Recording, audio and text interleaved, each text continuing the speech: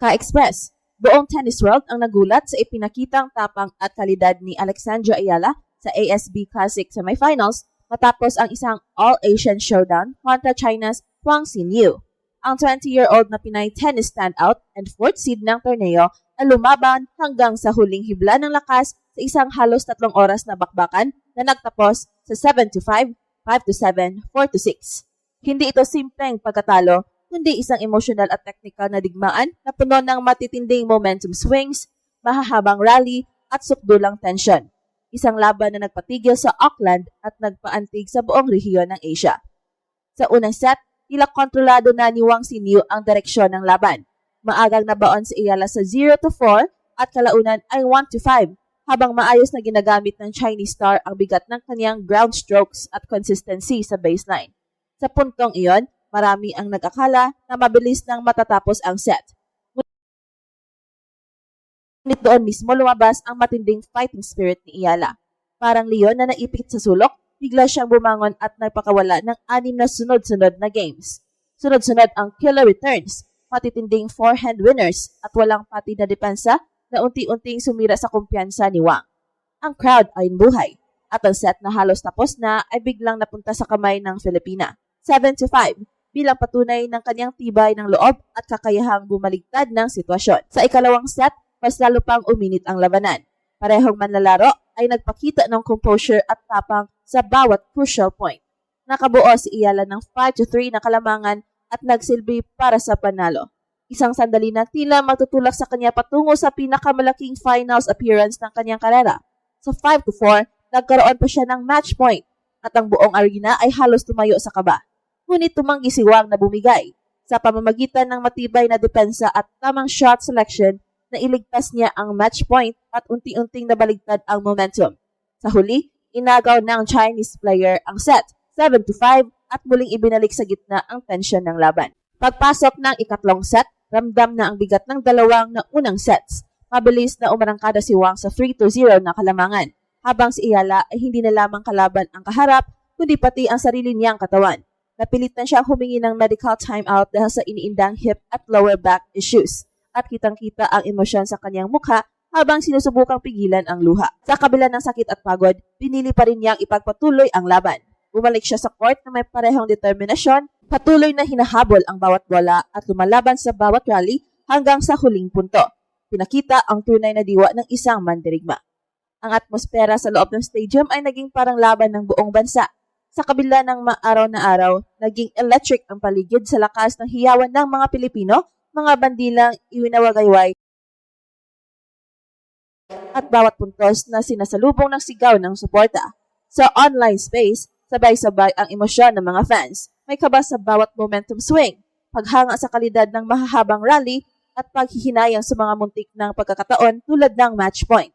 Ngunit higit sa lahat, nangingibabaw ang respeto at paghanga sa ipinakitang tapang at puso ni Ayala. Isang laban na para sa marami ay may kalidad ng pagiging kampyon. Mas lalong naging makabuluhan ang laban kung ilalagay sa mas malawak na konteksto ang kanyang karera. Ang 2025 season ay puno ng hamon para kay Ayala.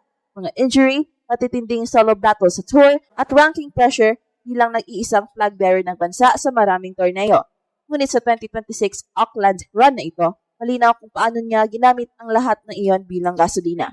Mula sa comeback laban kay Donna Vekic hanggang sa dominanting panalo kontra kina Marcinko at Lynette, ipinakita niya ang mas matured na version ng kanyang laro. Ang mga early deficits, missed match point at injury sa deciding set ay masakit.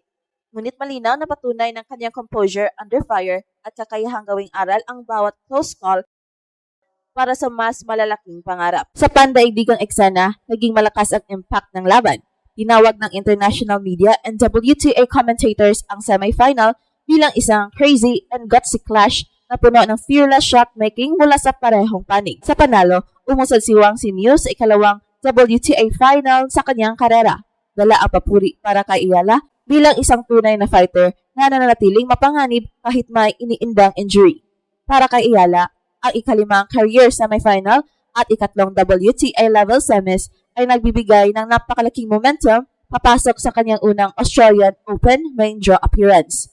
Ang ipinakita niyang youth power, kakayahang bumangon mula sa kahirapan at matinding resilience ay nagbibigay inspirasyon sa mga batang atleta sa buong mundo at muling naglalagay sa Philippine tennis sa mas maliwanag na spotlight. Para sa Pilipinas, nananatiling nangingibabaw ang Pinoy pride.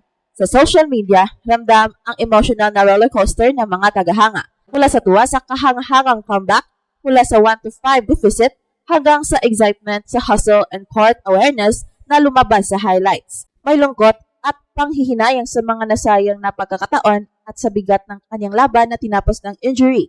Ngunit mas malakas ang paghanga sa kanyang no-quit spirit at fighter's heart. Para sa marami, isa itong great run sa kabila ng pagkatalo. Isang laban na halos naging panalo at nagpatunay na handa si Ayala sa mas malalaking entablado. Sa Auckland, tila naging home court ang venue sa lakas ng suporta, habang sa online space ay nagkaisa ang komunidad sa pagbabahagi ng highlights at mensahe ng pasasalamat.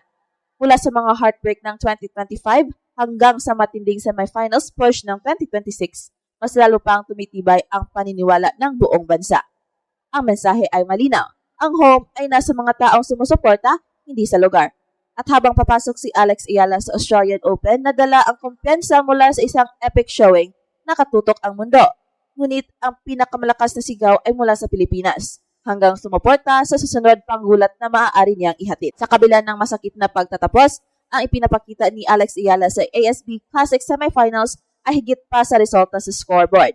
Ang laban kontra Wang Xingyu ay nagsilbing malinaw na patunay na ang 20-year-old na Pinay ay hindi na lamang isang promising prospect, kundi isang ganap na contender na kaya makipagsabayan sa pinakamahuhusay sa WTA level. Mula sa halos imposibleng comeback sa unang set hanggang sa tapang na ipinamalas niya kahit may iniindang injury sa deciding set, ipinakita ni Ayala ang klase ng karakter na hinuhubog ang mga tunay na elite. Ang mga missed opportunities, ang pagsisilbi para sa panalo,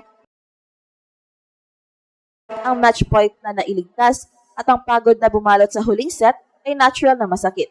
Ngunit sa mas malawak na larawan, ang mga sandaling ito ang nagiging pundasyon ng mas matibay na version ng isang atleta. Sa halip na maging tanda ng kabiguan, ang mga close calls na ito ay nagsisilbing paalala kung gaano siya kalapit sa susunod na malaking hakbang.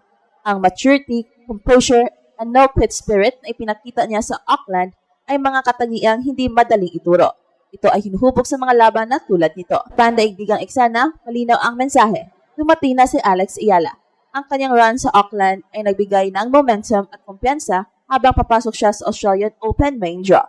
Dala ang karanasan ng isang halos 3 oras na digmaan laban sa isang veteranong kalaban. Para sa Pilipinas, nananatili ang matinding pagmamalaki. Mula sa mga hamon ng nakaraang taon hanggang sa semifinals push na ito, mas lalo pang tumitibay ang paniniwala ng buong bansa. At ito ang Express Info kung saan bawat kwento ginulat ang mundo. Don't forget to like and subscribe.